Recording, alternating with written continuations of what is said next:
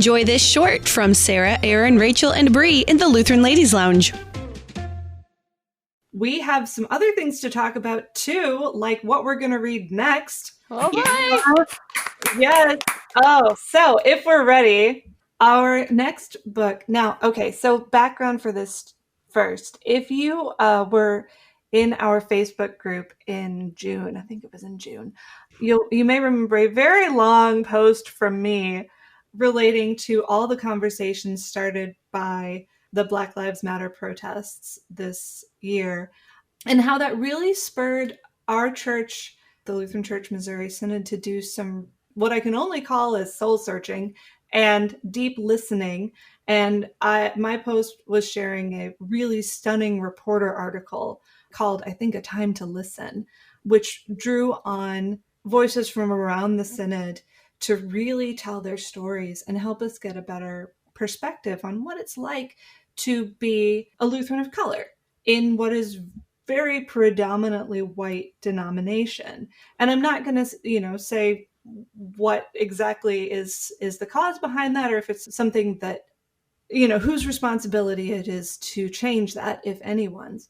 But I was really inspired by this to do some more listening, because listening is great. And so as we were coming into this next book club pick, I thought, well, wouldn't it be great if we could do some listening together as a book club? And so I reached out to 3 women who have been really, as far as I can see, instrumental in very lovingly bringing the conversation forward in the Lutheran Church Missouri Synod, and asked them to pick a couple of books that we could make as our short list for this. So as it happens, not all of these, and we'll go through all the books that they sent me, and they're all worth looking into. Not all of them were particularly completely appropriate for the book club context, but they're all worth reading. So are you ready for we'll call them our honorable mentions, and then we'll get down to the book I think we've all 4 of us agreed is going to be our next book club. All right. First off, we've got some suggestions from Monique Nunes, who is the wife of the Reverend Dr. John Nunes, who is the president of Concordia College, Bronxville.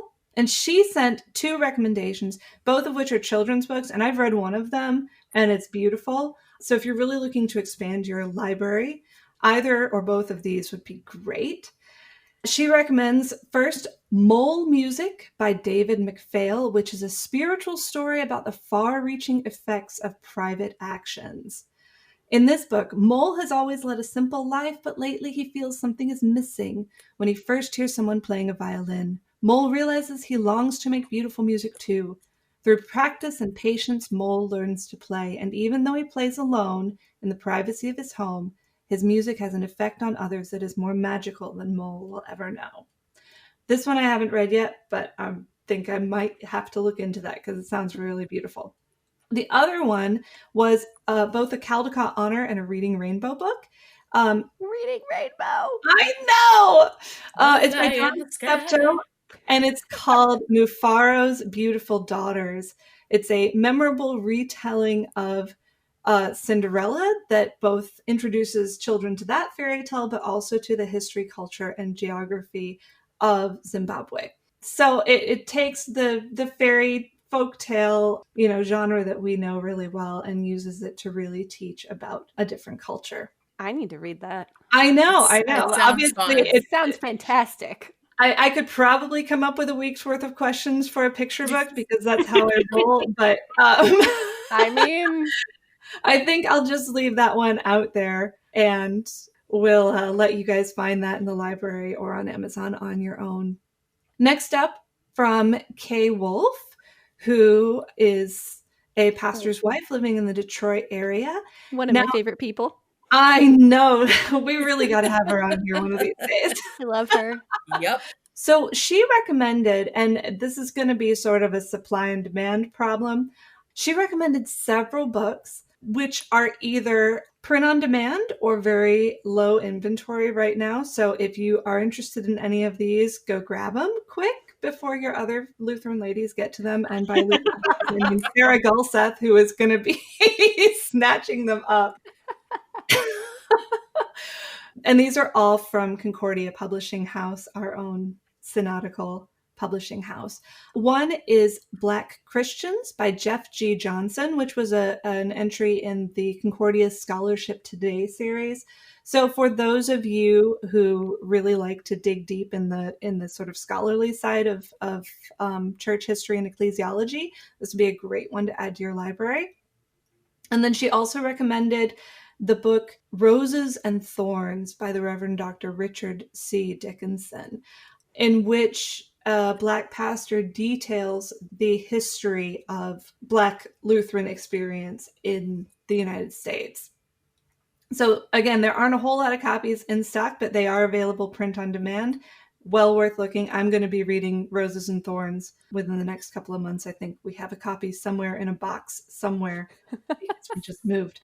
Then the last set of recommendations came from Olajumoke Oderla, who is one of our, and I hope I said your name right, but one of our active participants in Conversations in the Lutheran Ladies Lounge discussion group. And she recommended a couple of titles. One of them is out very recently. It's called Such a Fun Age by Kylie Reed. And she says, I don't think this would make a good one for the book club because there's some inappropriate content. But she said that a lot of what she's read in this book really strikes home for her, looking at her experience and how oftentimes there's this sort of cultural disconnect around the subject of racism, where people just simply don't realize the effect that their actions have, and that their perspectives may be sort of not as complete as they should be. So this is from the Amazon description. It's a striking and surprising debut novel about race and privilege set around a young Black babysitter, her well-intentioned employer, and a surprising connection that threatens to undo them both. So again, we won't be reading this one together, but if you that one was already on my to read list. Hey! Yeah. Oh, excellent. Keep it on there. There you go. So if you can handle a little bit of adult content, this one would probably help broaden perspectives. Another one that Ola recommended was Rhythms by Donna Hill, which is the story of that spans from 1927, decades into the future, the story of Cora Harvey, who wants to become a singer, goes to fulfill her dreams, and then comes back to her hometown in Mississippi with a dark secret that eventually creates some chaos in her life and in the world around her and the world that comes after her. I have not read this one, but it looks really interesting. And if you enjoy sort of like, I don't know, thrilling page turners, emotional dramas, that sort of thing, this would probably be a good book for you. And I love being exposed to these new ideas for reading lists. So before we get to our final pick, I'll just say, if ever you have a recommendation that you want to talk about, send me a private message on Facebook or just start a thread in the lounge. Every time we've done this, it's turned into a wonderful conversation. Hey, what's everyone reading? I just read this. What have you got? I need some new ideas. And suddenly I'm just surrounded with more books than I have room for on my nightstand.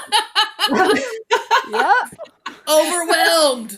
Let's keep that going, because I think the more we can read, and especially read together, the more we grow on the inside and learn to see the world in a more fully colored, rich, vibrant way. Okay, so there was one book that both Kay Wolf and Olajumoke recommended together. They didn't know they were each recommending it. And it's one that has actually showed up on our podcast before, but not in the book club. And I think this has got to sort of be our unanimous. Give us the drum roll, Bree. You always give a drum roll. Okay, so our next book club pick, since none of you guys objected, and I don't think any of our book club I friends feel will like object as either. Synod employees, we should. It's required reading. All right, well, we will be reading "Light in the Dark Belt" by Rosa Young. It's another. This one is an autobiography, which, as Elizabeth Allman helpfully pointed out in our Facebook discussion thread on All the Pretty Things, memoirs and autobiographies aren't exactly the same thing. So we're doing something slightly different. And it is, I have read it, and it is definitely not the same kind of read as All the Pretty Things. So No.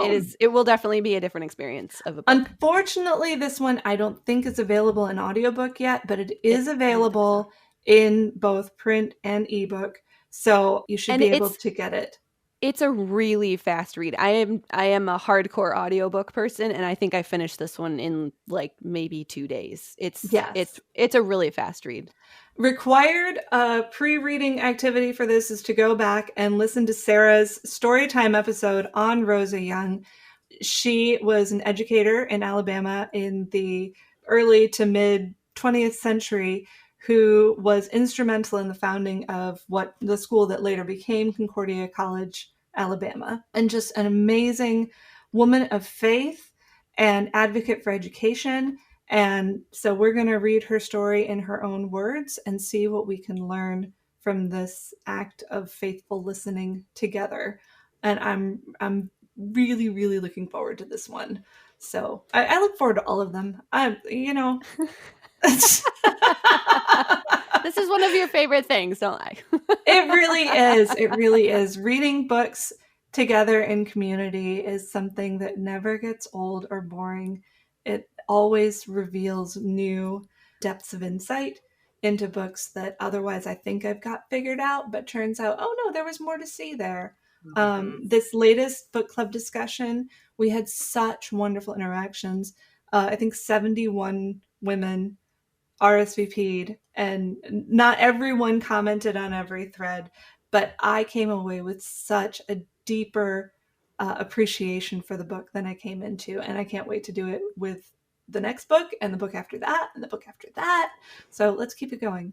Yay! So our next book is Light in the Dark Belt, the story of Rosa Young as told by herself, which means it's by Rosa Young.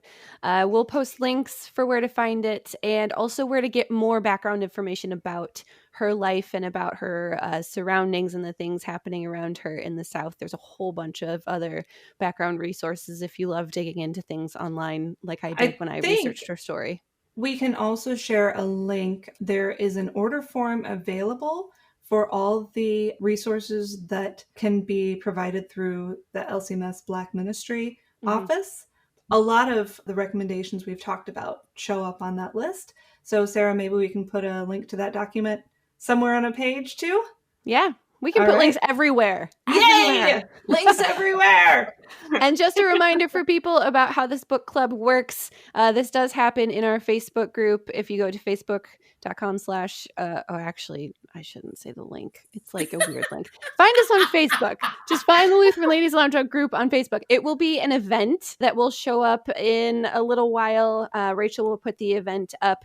All you have to do is RSVP going to the event, and then all of the discussion will happen in that event page. So you don't have to look anywhere else in the group or any other forum. It will be specifically in that event that will be where all of the discussion to clear up some confusion that happened this last time, there isn't actually a show up at this time for a Facebook Live discussion. We're all busy, ladies. So what happens, the way this works, is that you get 1 to 2 discussion questions per day during book club, and then you get to answer them in your own time, in your own way, respond to anything that interests you.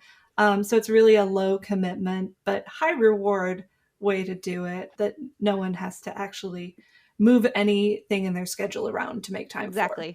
And you can even post your own comments and questions in the event too, because for sure, why not? It's a book club. I'm ready to start reading. So. Let's start reading. All right, read books, people. I know all of you have like super long reading lists, and Corona Tide hasn't exactly helped us, read anymore. That's an Andy Bates thing. I can't take credit for that. He coined it.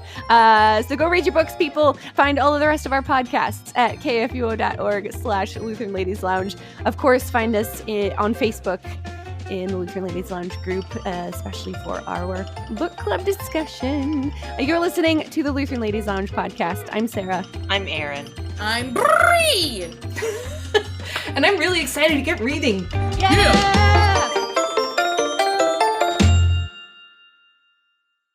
Views and opinions expressed on the Lutheran Ladies Lounge podcast may not represent the official position of the management or ownership of KFUO Radio, the Lutheran Church Missouri Synod. The Lutheran Ladies Lounge is produced by KFUO Radio and available at kfuo.org or wherever you get your podcasts. Join our community on Facebook in the Lutheran Ladies Lounge.